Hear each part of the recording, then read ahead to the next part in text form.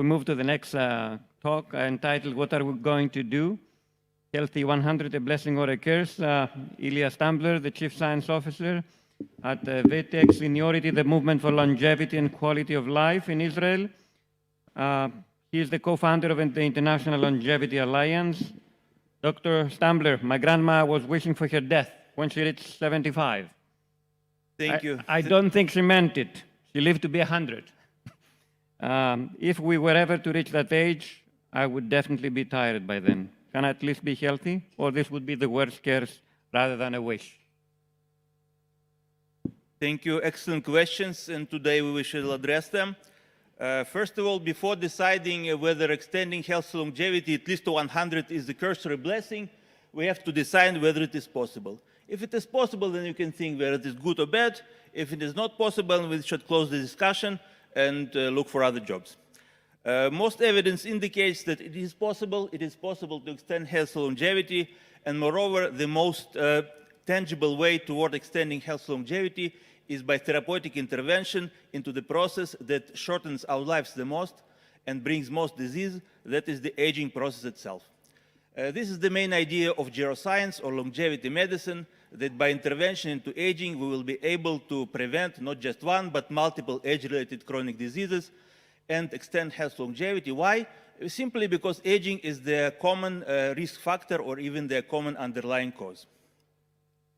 This idea should be really obvious now in this period of COVID. We see that all the people are the most affected with the highest mortality, with the highest severity of disease. So a logical conclusion would be that if we really wish to fight this crisis that affects all the people, we should improve their underlying health by improving their aging process, especially the aging immune system. We advocated a lot for this idea during these 2 years with position papers, with research papers, with media. Unfortunately, this idea wasn't widely accepted for various reasons, but we will continue to advocate for this idea, if not for this, for the next health crisis that will also likely affect all the people. There are many proofs of feasibility that intervention into aging is possible. I don't have time to go into detail, but there are several popular classification systems of the major aging processes, such as the hallmarks of aging, or the pillars of aging of the NIH Geroscience Interest Group. And for each major aging process, there are shown specific potential therapeutic interventions that were shown to ameliorate aging, prevent some age-related diseases. Most of those proofs of principle are shown at the basic laboratory level in the cell and animal models, but already there are some emerging human trials. Still, this approach is generally far from the clinic. It is our goal, not just as longevity scientists, but also as longevity science advocates, to help translate these proofs of principle into the clinic as fast as possible with as high as possible efficacy and safety. One of the crucial vital tasks in the translation will be to establish evaluation criteria for aging, not just to predict the aging health trajectory, but also to test the efficacy of anti-aging and health span improving interventions. We simply cannot treat something that we cannot measure, that we cannot diagnose. And for that, we need evaluation criteria. It is not easy to establish such criteria. Anything can change with age. Anything can be a biomarker of aging. So we need to establish the most informative, practicable, and economic evaluation criteria to advance the field, but at least there is a good ground for this development. Still, the main idea remains that by intervention into aging, we'll be able to prevent multiple age-related diseases, and I'm happy to report that as of this year, aging is already included into the International Classification of Diseases, the ICD-11 system, not as a disease per se, but as two types of category. As a causality or etiology category, the so-called aging-related code, and as a general symptoms category, the so-called old age code. I am happy and proud to say that this inclusion of aging into the ICD was accomplished in a large measure thanks to many years of activist outreach by longevity advocacy organizations who advocated for it. In particular, our International Longevity Alliance, where I also sit on the board. So this shows that longevity science advocacy is also important for the actual advancement of longevity science. Still, this is just the first step. The next steps, as mentioned, will be to establish evaluation criteria for aging, and based on those criteria, to test the efficacy and safety actual anti-aging and health longevity treatments. On the one hand, to filter out snake oil treatments. On the other hand, to encourage treatments that actually work. This will be the tasks of much future discussion and consensus building, but there are good grounds for the development and discussion.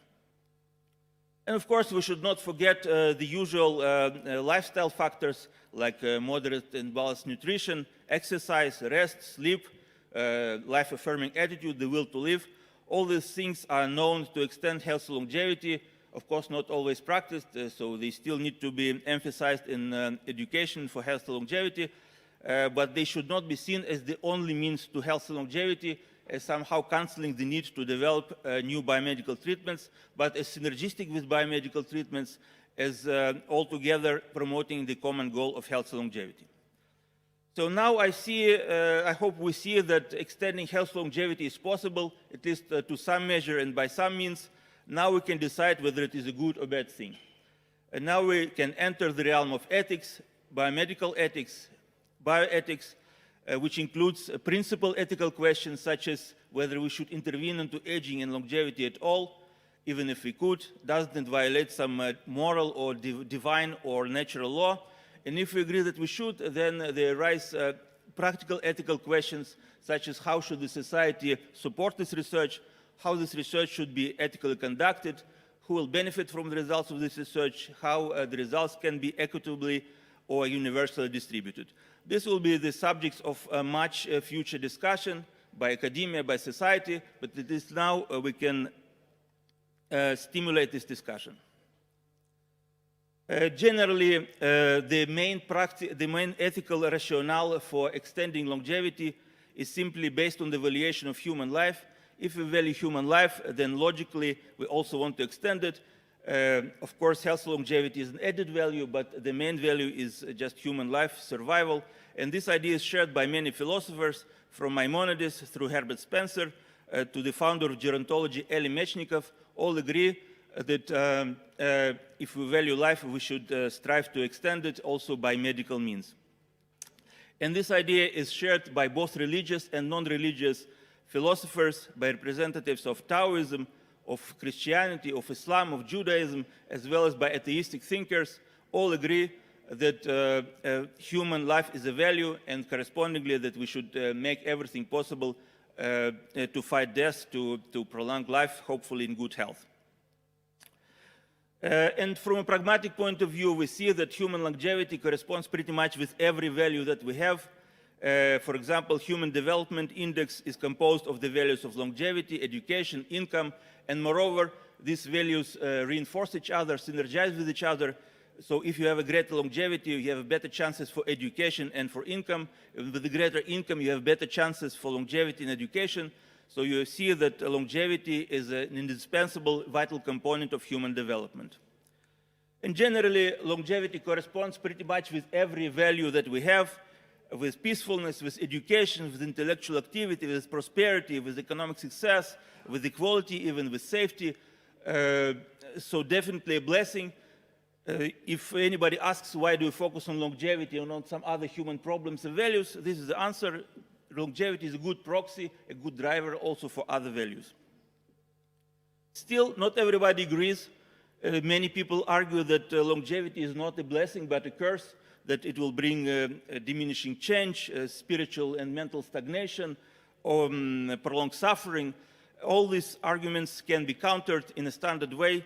We can argue that rather than diminish change, longevity will bring stability that is necessary for human development, that potential for learning will be enhanced, that suffering is preventable, that life has a meaning of its own. And based on those arguments, longevity is definitely a blessing that should be pursued. Many people yet raise the argument of overpopulation as supposedly due to life extension or to longevity.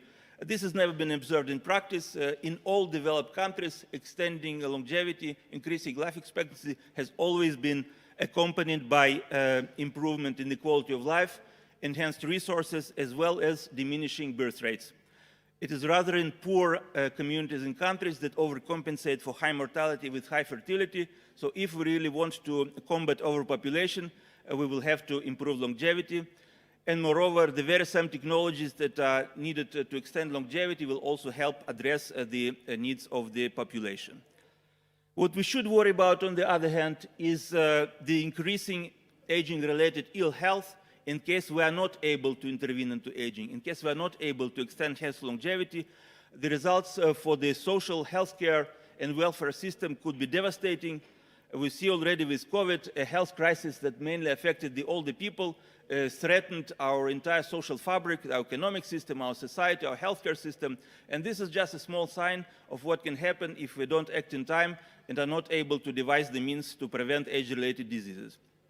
On the other hand, if we are able to act in time, are able to prevent age-related diseases, the economic and social benefits can be immense. The so-called longevity dividend is estimated to be hundreds of billions of dollars for a large country like the United States over the course of a few decades for the savings in healthcare and welfare. And in Israel, it was estimated to be at least $1.5 billion from the extension of healthy life expectancy by just 1 year. So this is definitely a social good, a social blessing that should be promoted through policy. Unfortunately, it's not promoted enough, but it should. And who should promote it? Basically everybody, the general public, the pharmaceutical and medical technology industry, health insurance, life insurance, regulators, scientists and students, all should realize the importance of aging for population health. All should share the goal of improving longevity, of improving health longevity. And how should we do this? What we are going to do? If we are given the feasibility and desirability, we usually don't just pray and hope for something to happen. We usually do something to achieve something that we want and that is possible to achieve. And this is the same for health longevity. As for any social good, as for any social benefit that we want, we organize into a movement. We engage in advocacy, activism, enhance research, development, education, improve our lifestyle. This is what we should do to improve our health longevity, not just as health professionals, but also as lay people, because everybody can be involved. Health longevity is a common goal, not just for health professionals, but for the entire community, so everybody can do his or her part by doing some research, not necessarily at the professional level. Even more popular interest will increase the professional involvement. Study, join others formally or informally, formally into associations, informally online and in discussion groups, practice a healthy and life-prolonging lifestyle.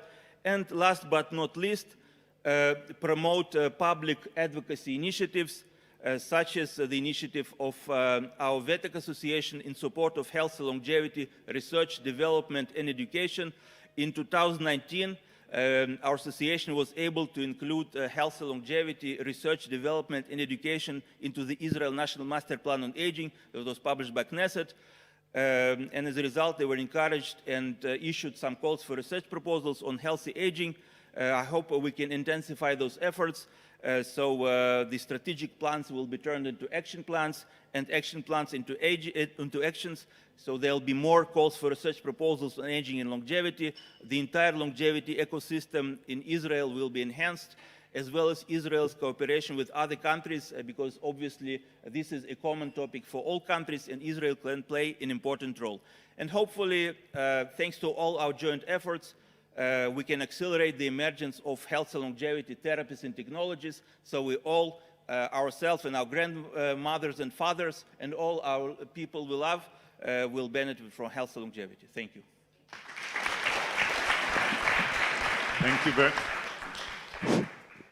Thank you very much for a very nice talk.